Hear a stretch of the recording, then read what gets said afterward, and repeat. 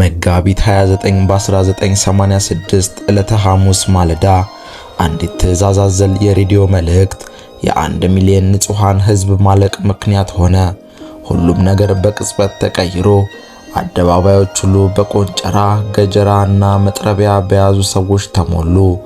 መልካሙን ቀኖች በመርሳት ሰው ሁሉ የገዛ ጎረቤቱ ላይ ተነሳ። ማስፈራራትም ሆነ ማስጠንቀቅ ፋሽኑ አልፎበታል። በዚች ቀን ሕግና ፍትህ ቦታ የላቸውም።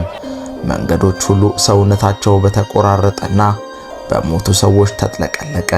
ከዚህ አሰቃቂ ግድያ ለማምለጥ ብቸኛው መንገድ አንድ ነው። ሁቱነ ወይስ ቱትሲ? የዘረኝነት ክፋት ጥግ ለዓለም የታየበት፣ ትንሽ የመሰለች እርሾ የሀገርን ገጽታ ያበላሸችበት፣ ሰዎች እንደ ተራ እንስሳ ወይም በሰዎች መካከል እንደተገኘ እባብ የተጨፈጨፈበት መቼም የማይረሳ ጠባሳ። ሩዋንዳ። በዚች ሀገር ላይ ያሉት ሁለት ጎሳዎች ናቸው። ሁቱዎች በአብዛኛው ገበሬዎች ሲሆኑ ቱትሲዎች ደግሞ አርብቶ አደሮች እንደነበሩ ይነገራል። በ19ኛውና በ20ኛው ክፍለ ዘመን ሩዋንዳ በጀርመንና በቤልጂየም ቅኝ ግዛት ውስጥ የወደቀች ሲሆን ቤልጂየሞች አገሪቷን በተቆጣጠሩ ወቅት አንድ የታሰበበት እቅድ ይጠነስሳሉ። የሀገሪቷን አንድነት ለማሳጣት እንዲመቻቸው እኚህን በማህበራዊ ህይወት በቋንቋና በቀለም ተመሳሳይ የሆኑ ሰዎች መሃል በመታወቂያ ላይ ብቻ የታተመ የልዩነት መርዝ ዘሩ። ትልልቅ የሚባሉ የአስተዳደር ቦታዎችን ለቱትሲዎች በመስጠትና በሁቱዎች ላይ የበላይ እንደሆኑ በማስመሰል በሁለቱ መካከል የጥላቻ መንገድ ከፈቱ። በዚህም ትልቅ ቅራኔ በውስጣቸው ነገሰ።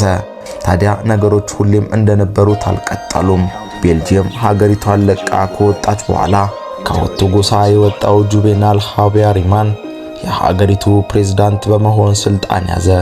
በበታችነት ስሜት ሲኖር የነበረው ጎሳ የበላይነት ማሳየት ጀመረ። በዚህም ቱትሲ ጠል የሆኑ ቡድኖች ትልልቅ የአመራር ቦታዎችን ተቆጣጠሩ።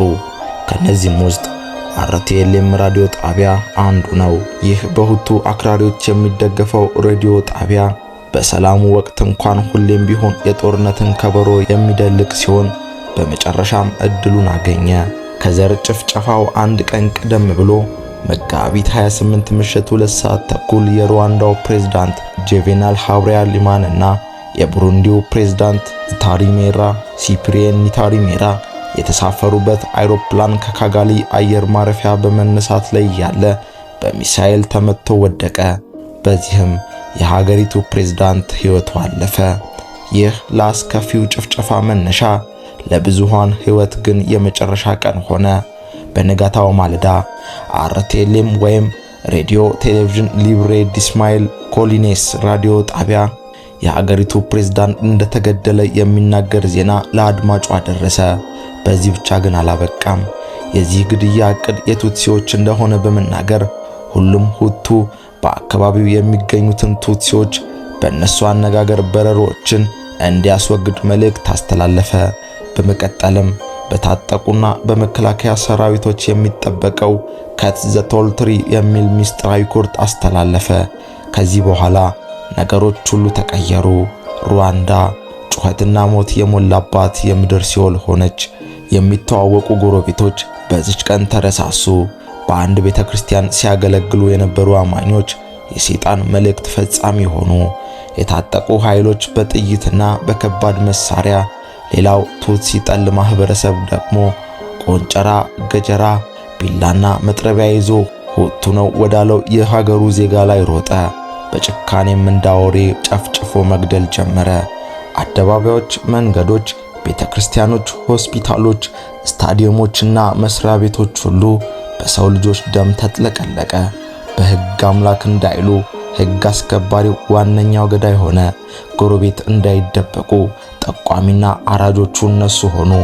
አባቶችና እናቶች፣ ወጣቶችና ሕፃናት፣ ይባስ ብሎ ጨቅላዎችና በእናት ሆድ እንኳን ያሉ ሳይቀሩ በግፍ ተጨፈጨፉ።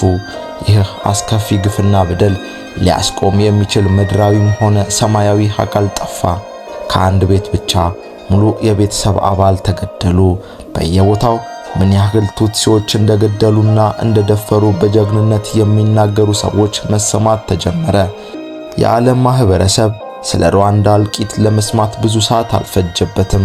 ሁኔታውን ከማስቆም ግን የራሳቸውን ዜጋ ማሸሽ ላይ ተጠመዱ። ምስኪኑ የሩዋንዳ ህዝብ ግን በየሀገራት ድንበር ላይ እንዲያሳልፏቸው ልመና ላይ ገቡ። ማንም ግን ሊያስጠላቸው አልቻለም። በሚያሳዝን ሁኔታም በድንበሮች ላይ እንኳን በመቶ ሺዎች የሚቆጠሩ ተገደሉ። በዚህም ምክንያት ያለማንም ከልካይ ጭፍጨፋው ለመቶ ቀናት ቀጠለ። በመጨረሻም ሸሽተው የወጡት የዚህ አገዛዝ ተቃዋሚዎች በመደራጀትና በፖል ፓግሜ በመመራት ውጊያ ይጀምራል። በዚህም ዋና ከተማዋን ካጋሊን መቆጣጠር ቻለ። እልቂቱንም ቀስ በቀስ መቆጣጠር ተቻለ። ናይጄሪያና የተለያዩ የአፍሪካ ሀገራት የሰላም አስከባሪ ልዑካን ቢዘገይም ላኩ። ዩኤንም እንደዛው። የዓለም ሀገራት በሩዋንዳ የተፈጸመውን የዘር ጭፍጨፋ ተቃወሙ። በዚህ የዘር ጭፍጨፋ ከ800 ሺህ በላይ ሰዎች በግፍ እንደ እንስሳ ታረዱ፣ እንደ እንጨት ተቆረጡ፣ እንደ ጨርቅ ተበጣጠሱ።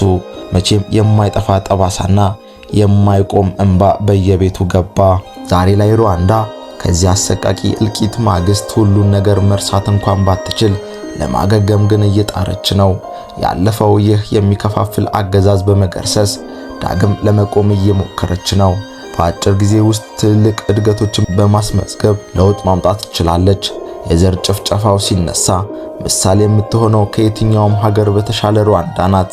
በአንድ ሀገር ላይ ብዙ ብሔረሰብ መኖሩ ለሀገር ውበት ነው።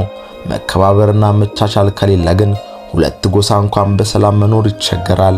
በዚህ የዘር ጭፍጨፋ ላይ የተሳተፉና ትዕዛዝ የሰጡ ሰዎች ከምን ደረሱ?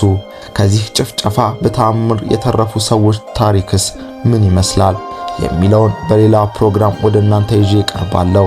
ለሽሜካስ ዩቲዩብ ቻናል አዲስ ከሆናችሁ ሰብስክራይብ በማድረግና የምለቃቸው ቪዲዮዎች ሁሌ እንዲደርሳችሁ የደወል ምልክቱን በማብራት ቤተሰብ ይሁኑ። እወዳችኋለሁ። ሰላም።